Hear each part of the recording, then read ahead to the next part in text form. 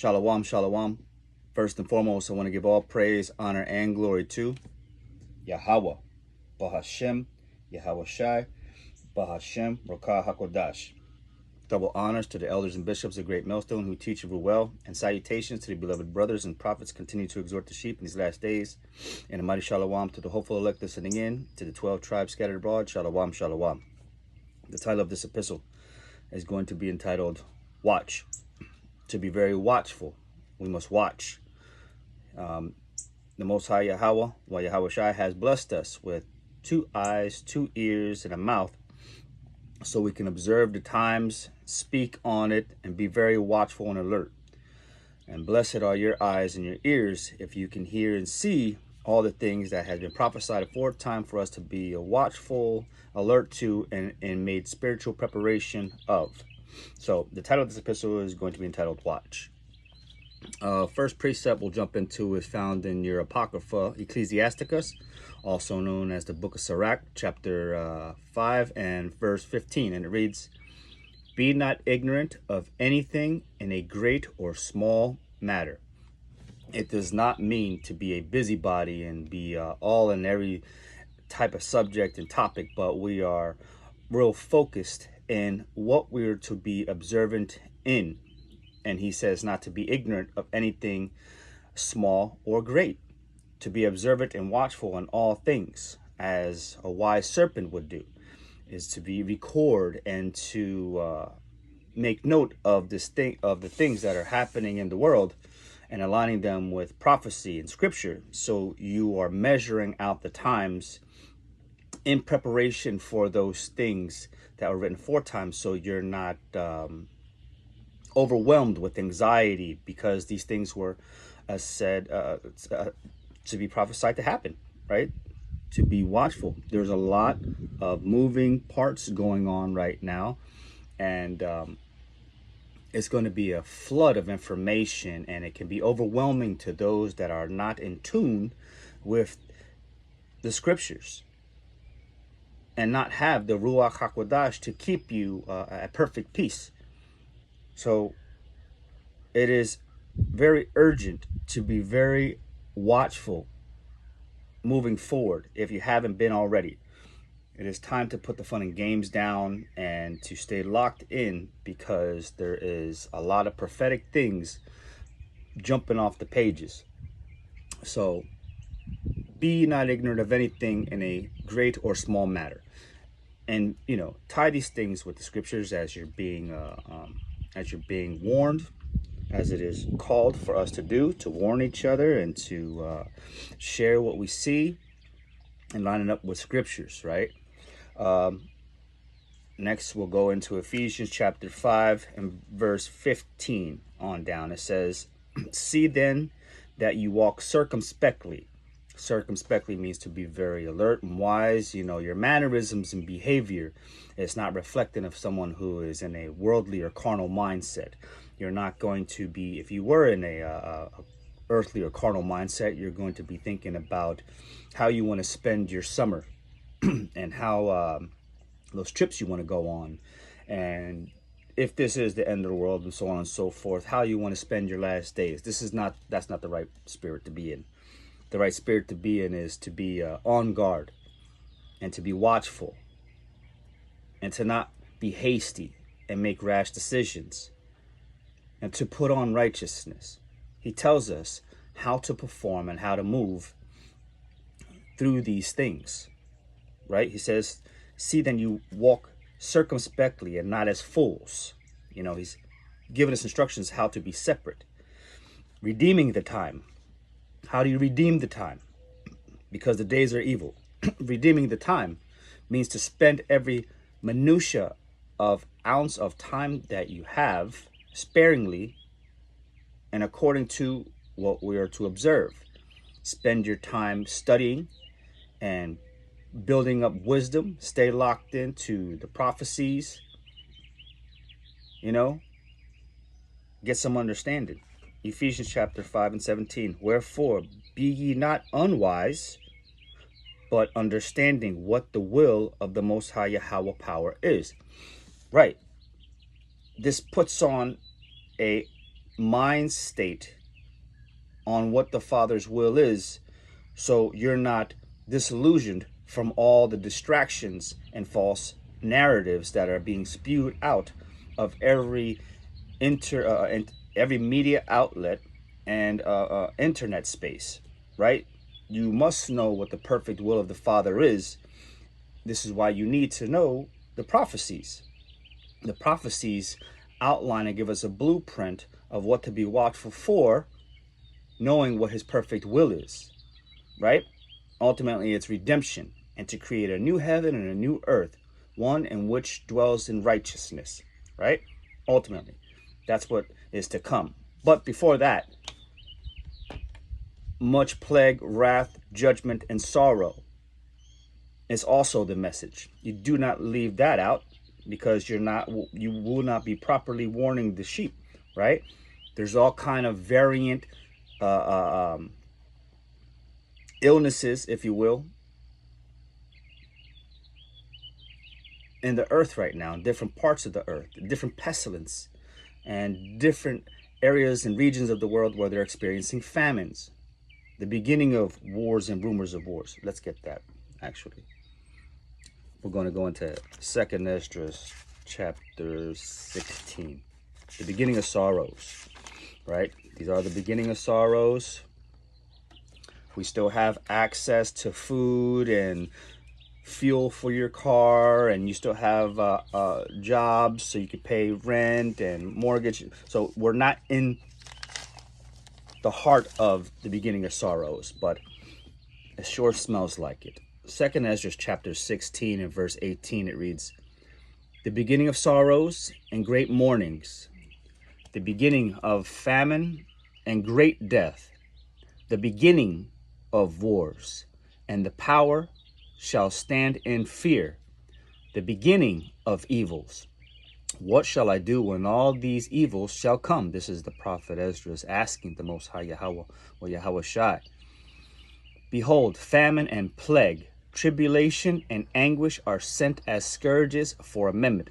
An earthly person would observe these words and go, okay, I got to store up some food. There's going to be all kind of lawlessness and craziness going on. I got to go get me some of those pew-pews. I have to go and no. By the will of the Most High Yahweh, our power, he's gathering his elect through the Spirit, no less, in these internet spaces. This is how we are able to commune with each other from across the globe, and then ultimately be regathered at the end. "Behold, famine and plague, tribulation and anguish are sent as scourges for amendment. But for all these things they shall not turn from their wickedness, nor be always mindful of the scourges." The ungodly, they're just going to continue to stay locked in that spirit, because that's how they were designed to be ultimately, right? They have no love of the Father in them. They weren't born that way. You know, scripture says that the faithful are born in the womb, and the wicked go astray as soon as they are born. So there are some in this lifetime and times before that always were built to have this faith and this love of the Father in them, and there's those that do not. But for all these things they shall not be mindful of the scourges. Behold, victuals shall be so good cheap upon earth that they shall think themselves to be in a good case. Again, you still have access to the supermarkets, and you can go buy fuel. You can use the economy and things like that. These are called, the victuals, using the economy, right? Behold, victuals shall be so good cheap. Even if you go and spend something, you hear the people murmuring and crying about the prices of things going up and stuff like that. But even still, the price of these victuals, even at the high price that they are, they can still go and get them. They can still choose to buy those things if they want. Behold, victuals shall be so good cheap upon the earth that they shall think themselves to be in good case. They're comforted and false hope that, these things will continue. And even then shall evils grow. Everything's going to grow and manifest. And we can see that through the shifts of the powers in the world, that there is a looming sense of things to come. a change, an abrupt change. Grow upon the earth sword, famine, and great confusion. For many of them that dwell upon the earth shall perish of famine, and the other that escape the hunger shall the sword destroy. So no matter if you go and provide yourself with a, what do you call those things? A pantry full of food and all these other things, at the end of it all, if you are not covered by the blood of Hamashiach Yahweh Shai, none of these things will do no good for you, because he's going to have his own will and plan for you. And if you are choosing to live outside of the Father's will, to walk in his ways, then you are definitely going to be walking in a broad path, and that will lead to death and destruction, right? Let's go to 1 Timothy. 1 Timothy 4. Excuse me. 1 Timothy 4 and 13. 1 Timothy 4 and 13, it says, "Till I come, give attendance to reading, exhortation, and to doctrine." Right? He tells us to stay locked in, to give attendance to these things, to be watchful always. There's no way for you to know what's going on in the world and to be guarded up with wisdom and knowledge and understanding if you're not in tune and locked in to what the prophets are being told to tell you, right?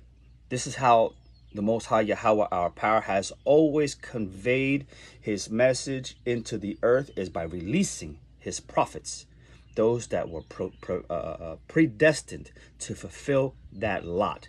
It is written, no other person or people in this world right now, outside of the 12 tribes of Israel, are able to interpret and unloose the seals. If they are not from the bloodline of David, they're not going to have this understanding. They're just going to be parrots and parrot what they hear off of the prophets if they nibble off those prophets, right? I promise you, because it's all through the scriptures. He speaks through the words of his prophets. I'll prove that real quick. No church evangelist, no Christian, no Muslim, no Buddhist, none of these people are going to be able to unravel these seals. And the truth of the matter is that the elect will know exactly if that song is being sung off beat and off course, because there is truth built into the song that if it doesn't sound right, you're gonna be noticed. You're gonna know. Hosea chapter 12 and verse 10, it says, "I have also spoken by the prophets, and I have multiplied visions and used similitudes by the ministry of the prophets." Hosea chapter 12 and verse 13, "And by a prophet Yahweh brought Israel out of Egypt, and by a prophet he was preserved." The prophets are the ones predestined to fulfill that lot, to deliver unto the masses, the sheep, to give guidance, to be that lamp. The Most High Yahweh, Yahweh Shai, has always left a lamp in the earth and administer his wisdom, knowledge, and understanding upon the obedience of that prophet, upon that prophet exercising patience, long-suffering, due diligence, and have a heart posture to serve the Father and the people. There are those that don't have that heart posture. They don't care about serving the Father according to his will and the people. I'll grab another one. They're all over the place. Let's go to Jeremiah.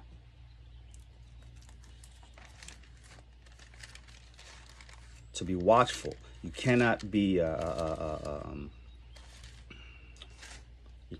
mishandled either, lied to. If you are allowing people to use up your time that way, shame on you. Jeremiah 29 and verse 19, because they have not hearkened to my words, saith Yahweh Power, which I sent unto them by my servants the prophets, rising up early and sending them.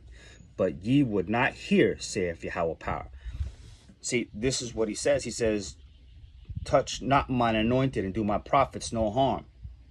Right? He has designed that man, that hopeful elect prophet of the house of David, ultimately to go into the earth and deliver unto the masses his messages. But the people ridicule, they mock, they scoff, they leave all kind of stupid comments. They say all kind of ignorant things about the way they look or how they speak and so on and so forth. But at the end of the day, it's all going to be weighed in a balance at the end for all individuals to give account for what they say and what they've done and how they rejected his word. They say, he can say, I sent you this person, but because he was a garbage man and you took you looked at the outer appearance, whatever the case may be. I'm back on subject, to be watchful, right? To be watchful and to stay the course and to build up your understanding, wisdom, not understanding, and give attendance to reading and occupy in prophecy, right? So let's go into Ecclesiasticus, also known as the Book of Sirach, chapter 39. Sirach chapter 39, not 29, 39.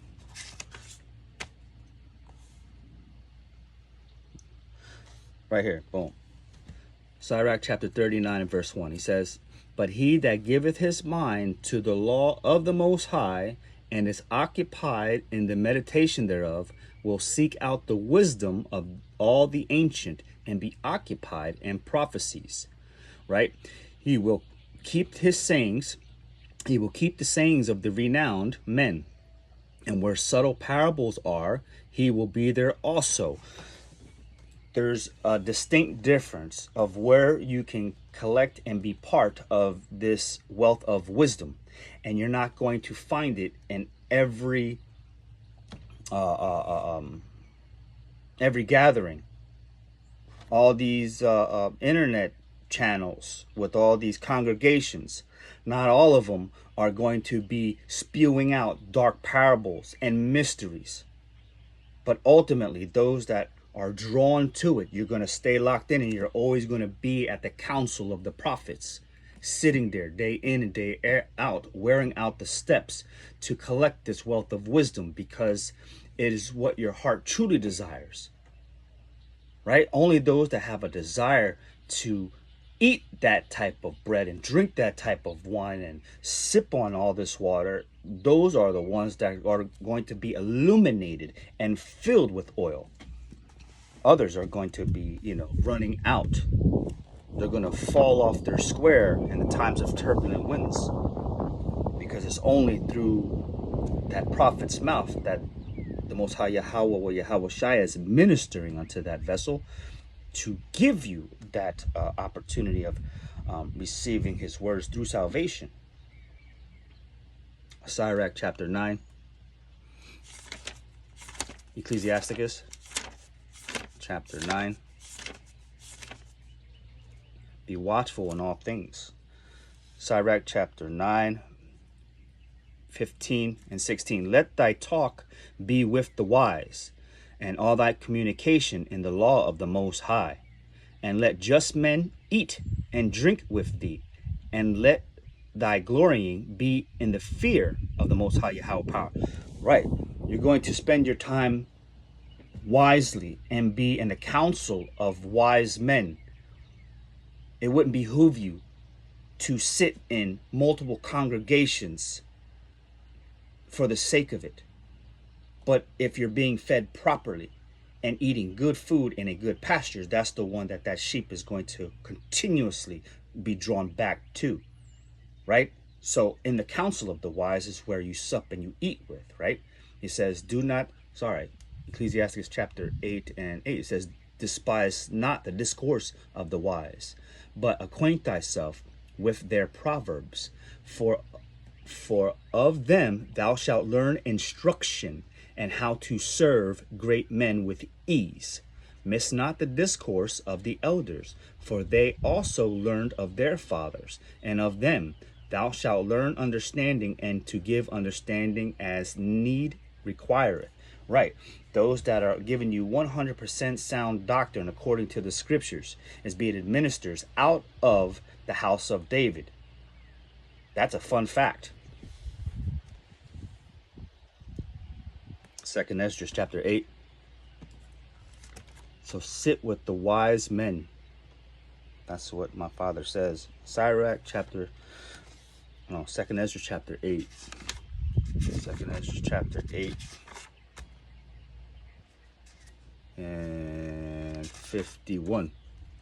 He says, but understand thou for thyself. Let's jump up.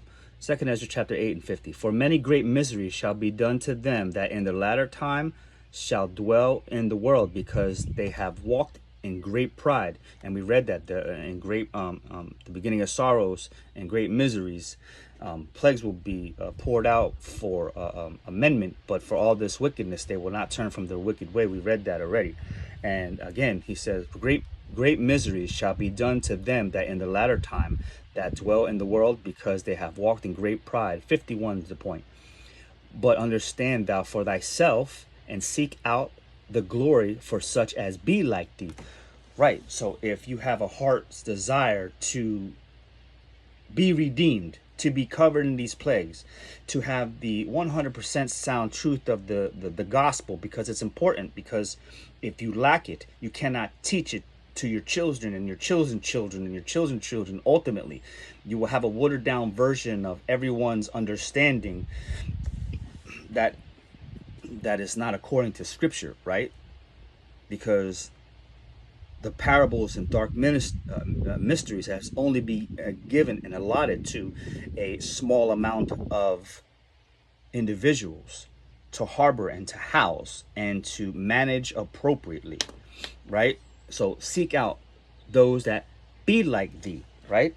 And we can see that there's different congregations via internet and or otherwise out in the world where people congregate. Those spirits flock together because they are meant to congregate together.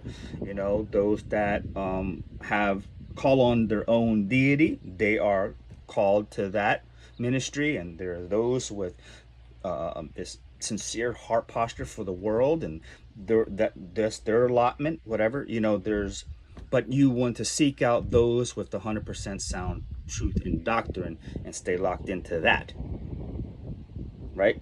And I can't tell you, where to go. I can show you where to drink, but ultimately it's up to this individual to go and drink from. Ecclesiasticus, also known as Sirach. We're almost done. Sirach chapter 13. Sirach chapter 13 and 15 on to 18. It says, every beast loveth his like. This is Ecclesiasticus chapter 13 and verse 15. It says, every beast loveth his like, and every man loveth his neighbor. All flesh consorted according to kind, and a man will cleave to his like. This is how the elect is being gathered, right? Our spirit is going to bear witness with one another and know that that individual is singing the same song that sings within them. And those that are congregating and gathering together on the outside, they have a lot to fulfill as well. He says, every beast loveth his like. They say wings of a feather flock together. The wicked is going to be drawn to the wicked. The proud is going to be drawn to the proud. The fornicator with the fornicator. The lawless with the lawless. The righteous with the righteous. Every beast loveth his like, and every man loveth his neighbor. All flesh consorteth according to kind, and a man will cleave to his like. Right. We're not going to cleave to those that are calling on a different deity. We're not going to be mingled and mixed with those that are observing different holidays on a different calendar. Everyone is going to be locked into their own lot, according to scripture and prophecy. All flesh consorteth according to kind, and a man will cleave to his like. What fellowship have the wolf with the lamb? So the sinner with the godly. What agreement is there between the hyena and the dog? And what peace between the rich and the poor? This is how sorting is manifested in the earth. This is how sorting happens. He says, I come to send a sword, not peace. That's the perfect will of the Father. He's not coming to send peace. He's coming to send war, famine, death, everything. If those people or whoever are teaching you contrary to that, they are disillusioned and misleading people. That's not the perfect will of the Father. He's not coming to rebuild and establish Babylon. No, he's coming to make a full stop and end of all things. But before that, or in the midst of that, perilous times. And we're commanded to be watchful and to be observant in all things. We've got everything jumping off the pages right now. We've got the mark of the beast, the implementation of the RFID chip being spoken about in the earth. It's already ready to go. The crash of the dollar and all these things, the lack of fuel, and all these things are being spoken about. You know, it's already being spoken about. And if people are not in tune with that and in tune with something else, you don't want to be near these people. They're going to be crabs in a barrel trying to pull you down with them. Let's go to Matthew 24. Right? Be holy and be very separate. Might be hard, but it's got to be done. Matthew 24 and 42, he says, watch therefore, for ye know not what hour. You don't know what hour. We do know the season. We're in the season where we see all these things happening. Watch therefore. That's a command. Watch, to be watchful. Watch therefore, for ye know not what hour your power, Yahweh, does come. But know this, that if the good man of the house had known in what watch the thief would come, he would have watched. Key word there is good man. If the good man, those that are observing and watching and doing due diligence, exhorting and teaching and doing the labor.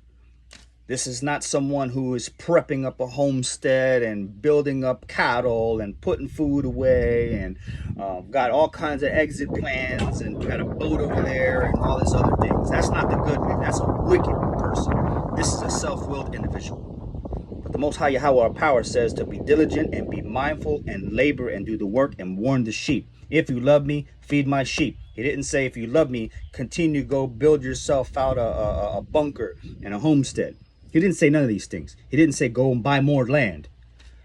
But know this, that if the good man of the house had known in what watch the thief would come, he would have watched and would not have suffered his house to be broken up. Those that are not doing the will of the Father, house is going to be broken up. They're going to suffer all these perils. They're going to suffer judgment. They're going to suffer all kinds of things. They're going to die. I had to put that out there like that. You're going to die. Therefore be ye also ready, for in such an hour ye think not, the Son of Man cometh. Matthew 25:13, last verse. Watch therefore, for ye know neither the day nor the hour wherein the Son of Man cometh. So knowing that you cannot predict the time in the future of when the Son is going to arrive, it would behoove you to stay locked in and to consume this word each and every minute that you have time. Because we're living in perilous times, and you would want to rather have oil in your lamp and have an answer for what these things are happening in the earth that are transpiring. So with that all being said, I pray that this is edifying, and Abaratazah, he continued to use me to deliver unto you and whoever a message. Shalom.